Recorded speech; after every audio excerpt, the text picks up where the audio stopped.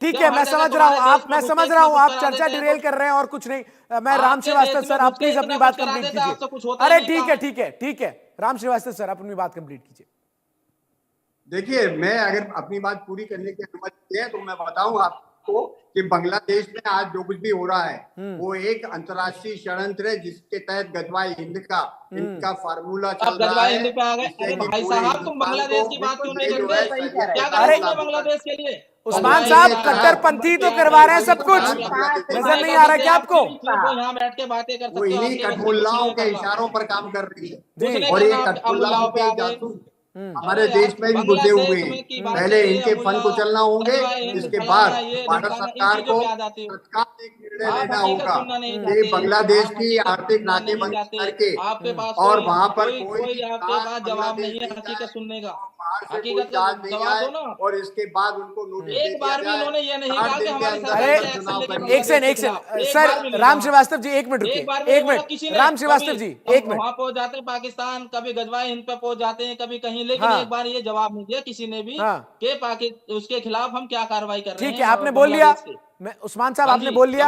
अब आप ये बताइए, इतनी मिर्ची क्यों लग जाती है गजवाए हिंद पाकिस्तान का नाम जो है वो जब लिया जाता है चर्चा में? क्या ये सच नहीं है कि बांग्लादेश में जो स्थिति है इस वक्त वो कट्टरपंथियों की वजह से? मोहम्मद मेहताब उस्मान, कट्टरपंथियों को मार दिया जाएगा वहाँ। मोहम्मद मेहताब उस्मान, कट्टरपंथियों पर तो एक शब्द आपके मुंह से नहीं निकलता है। कट्टरपंथी सरकार जवाब देगी ना, मैं बांग्लादेश जाकर जवाब दूंगा कट्टरपंथियों को? नहीं तो आप एक बार बोलिए ना चर्चा में कि वहां के कट्टरपंथ जिम्मेदार है, हिंदुओं के खिलाफ जिस तरीके से हिंसा हो रही है इसके लिए। मैं आपको जवाब दे सकता हूँ कट्टरपंथियों को, तो आप दोगे जवाब? सरकार देगी जवाब? नहीं, आप क्यों नहीं दे रहे हैं भाई? आपको इतनी हमदर्दी क्यों है कट्टरपंथियों से? सर्वे कर लिया कट्टरपंथी है तो जवाब दो ना फिर। मैं वही तो आपसे जानना चाह रहा हूँ, आप जैसे लोगों से जानना चाह रहा हूँ कि आपको इतनी हमदर्दी क्यों है? हम रोक रहे हैं क्या? हिंदुस्तान का मुसलमान आपको रोक रहे हैं और कार्रवाई करने से? आप देख रहे हैं किस तरीके से मोहम्मद उस्मान जो है दिक्कत हो जाती है, जैसे ही आप लोग जो है वो पाकिस्तान कट्टरपंथी इन सब लोगों का नाम लेते हैं। अच्छा ठीक है, आपने बहुत बोले, इनकी आवाज कम कीजिए जरा, सुनिए शुक्ला जी क्या कह रहे हैं। हाँ देखिए, बहुत जल्द जो है बांग्लादेश पे एक्शन होगा और हिंदुओं की भावना भड़क रही है। आज भी आप देखिए, चाहे महाकाल मंदिर पर प्रदर्शन हुआ है, 20,000 से ज्यादा हिंदुओं ने प्रदर्शन किया, पूरे देश के हिंदुओं का खून खौल रहा है और अब हिंदू जाग चुका है। अब जो है बहुत जल्द भारत सरकार को आर्मी वहां भेजना पड़ेगा और कोई चारा नहीं। हम इसका वेट नहीं करेंगे कि जो है वहां हिंदू जो है तब तक तो हिंदुओं को मार डालेंगे। ठीक है, मैं चर्चा को कंक्लूड करने की तरफ आगे बढ़ रहा हूँ। ठीक है शुक्ला साहब। मोहम्मद मेहताब उस्मान, आखिरी सवाल आपसे पूछ रहा हूँ, आखिरी सवाल। कम से कम इस पूरी चर्चा के दौरान हमने सर्वे में तमाम सवाल पूछे, आपको हमने निमंत्रित किया, आप अपनी बात रखे। जो ये स्थिति है इस वक्त बांग्लादेश में, इसके लिए वहां के कट्टरपंथ जिम्मेदार हैं या नहीं, इतना बता दीजिए। मैं कह तो रहा हूँ सर, कट्टरपंथ जिम्मेदार है, लेकिन हम लोग कर क्या रहे हैं जिम्मेदारी को? हमें जब सब कुछ पता है तो हमने किया क्या? मैं इस बात का, देखिए हिंदू मरे या मुसलमान मरे, अगर निर्दोष मरेगा तो दुख होगा, लेकिन हम उस दुख को व्यक्त तो कर रहे हैं, लेकिन वो कार्रवाई क्यों नहीं कर रहे उनके खिलाफ? मुझे इस बात का जवाब चाहिए। क्या चाहते हैं आप, कैसी कार्रवाई हो, ये मैं आपसे पूछ रहा हूँ। इंदिरा वाली कार्रवाई, अच्छा, जो इंदिरा जी ने की थी वो कार्रवाई चाहिए हमें। बहुत हो गया, बांग्लादेश को भारत में शामिल कर ले, कभी पाकिस्तान मार देता है, कभी बांग्लादेश में मार देता है। कब तक मरेंगे हमारे लोग? कब तक हिंदुस्तान के लोग मरेंगे? जवाब दो उन्हीं की भाषा में।